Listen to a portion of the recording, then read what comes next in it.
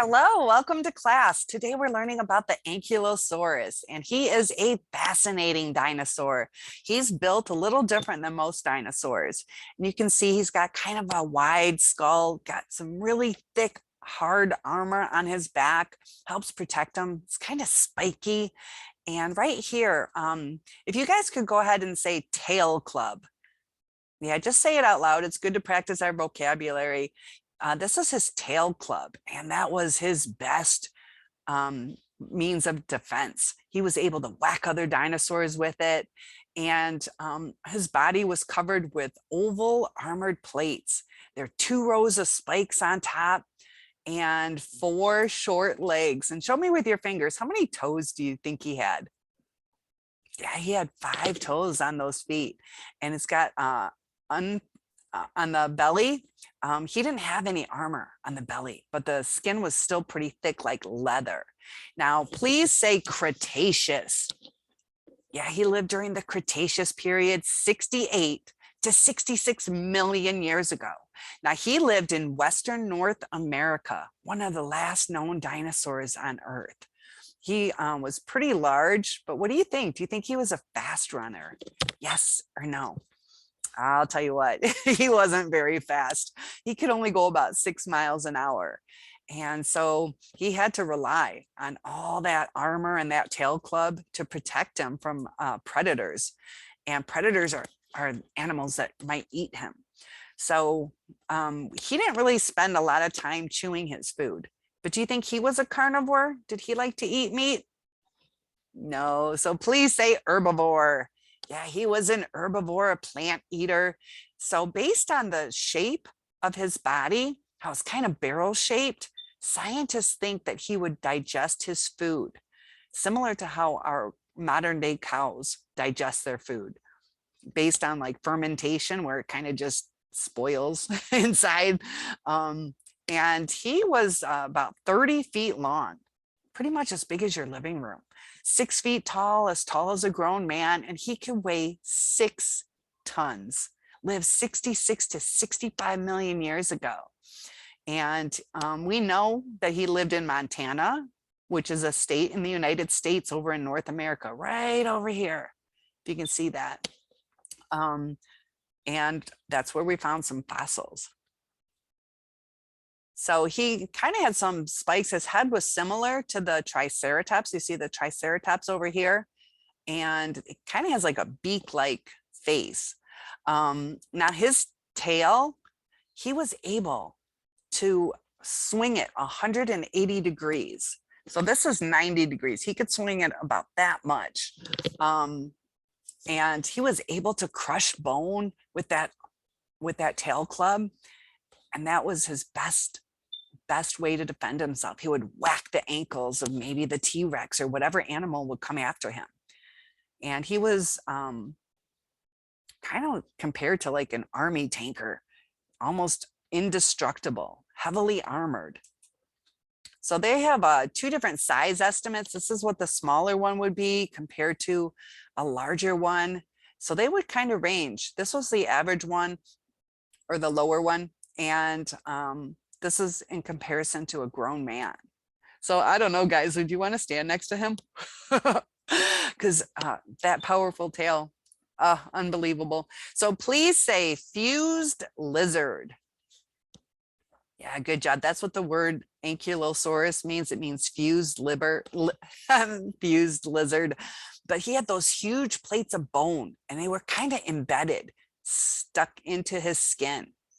And similar to what we find in crocodiles and armadillos, how their bodies are pretty hard.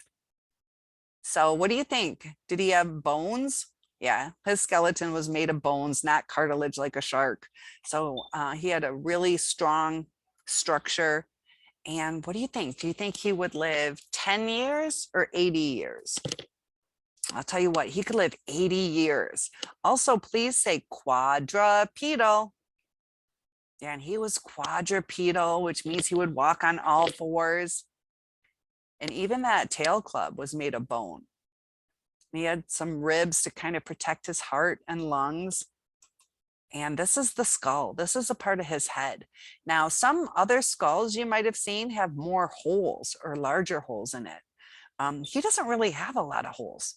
So his head was pretty hard, which also protected him too. Now, the first fossils that we found were in 1908 by somebody called Barnum Brown. Many of the fossils and remains have been found in a particular area of Montana and Wyoming. And the dinosaur lived in areas that were thick with plant life and often had bodies of water. So they had a beautiful area where they lived. But what do you think? Did he like cold weather? Oh, well, it was nice, humid, warm, and that helped him to survive and thrive and get so large. Part of it had to do with the environment. And what's cool though is his two back legs were longer than the front two. So he kind of slanted downward just because his back legs were taller. And he had some shoulder spikes, and that was going to be an important part for defense. And some remains were even found in Alberta, Canada. So for my Canadian friends, we've even found some fossils over there. And that was in 1910. We also found ribs, limb bones, like arms and legs, armor. We got a complete skull. So it's really exciting when we get a lot of fossils, because we don't always get all the bones to put together the skeleton. So sometimes we have to fill in the blanks. So if you ever want to see a real fossil, you can go to New York's American Museum of Natural History. And that's in 1947. There's a man named Charles Sternberg who discovered the largest skull.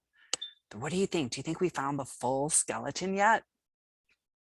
Not yet. So paleontologists, I need your help. If you live in North America or Canada, definitely look. And outside of those countries, you never know. Maybe they were in Europe or Asia.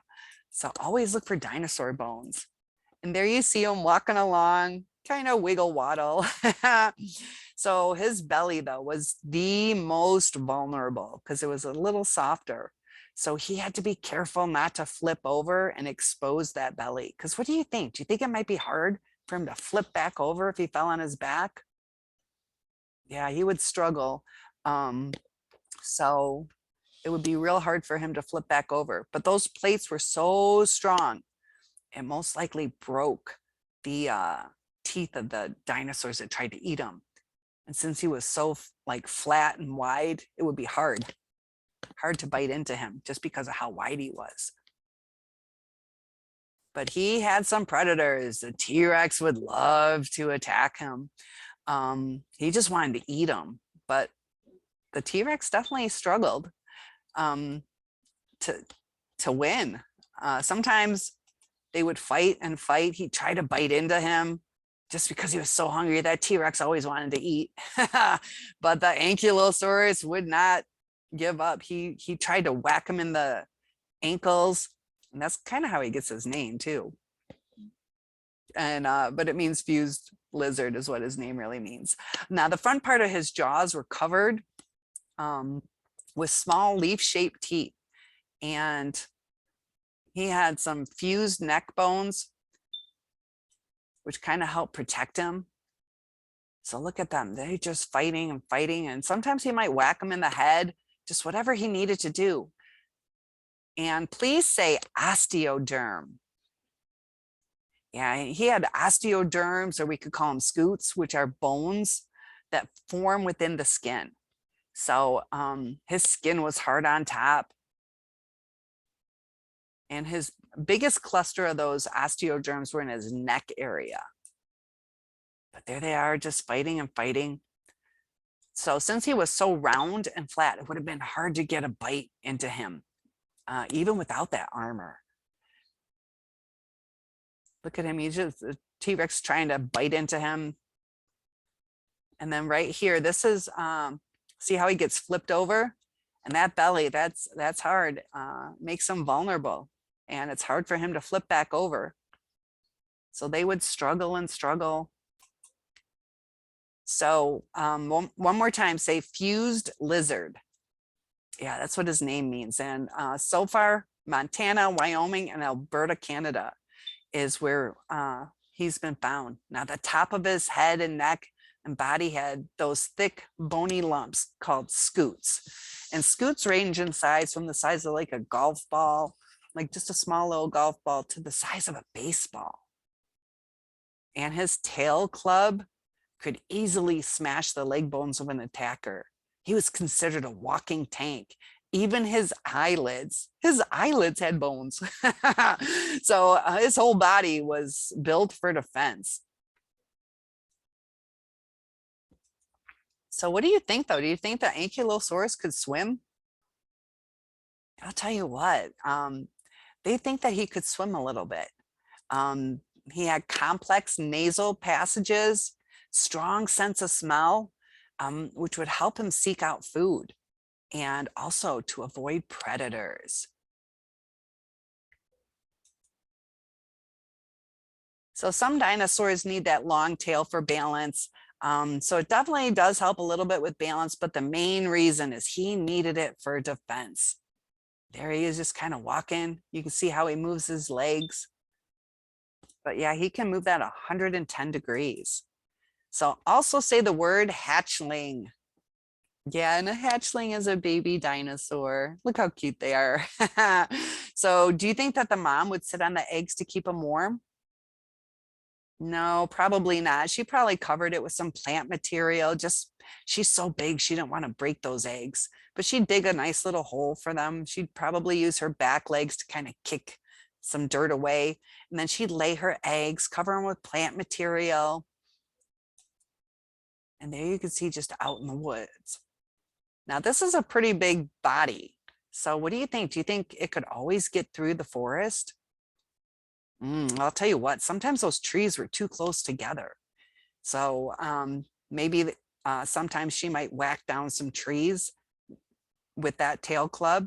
But do you think dinosaurs have ears? What do you think? Yes or no? Yeah, dinosaurs have ears. They're just little holes on the side of their head. And also say the word ultraviolet. And this dinosaur could see ultraviolet light, which is extra colors that we can't see. So great hearing, which could alert the dinosaur of any oncoming predators, and also could see beautiful colors. And there you see it just out in the wild. So you can see the different kinds of trees in the area, the grass, wind blowing. And see right here how they had the spikes even on their head, that tail club over there. Thick skin, and the ear would be right around there. But that definitely would be difficult to bite into. But unfortunately, the Ankylosaurus went extinct at the same time that 6 to 9 mile meteor or asteroid just crashed into the earth. The earth started to quake, volcanoes started to erupt, and with all that ash and dust in the air, could the sunlight get through? No, so all the plants that the Ankylosaurus loved to eat just started to die. And so the Ankylosaurus didn't have anything to eat. Plus, with all that dust and ash in the air wasn't as good to breathe, also made it colder. So I'm going to give you guys a trophy for doing a fantastic job today. And definitely share your coloring pages, keep learning, and I'll keep posting in the classroom. I'll see you soon. Have a great day. Bye, guys.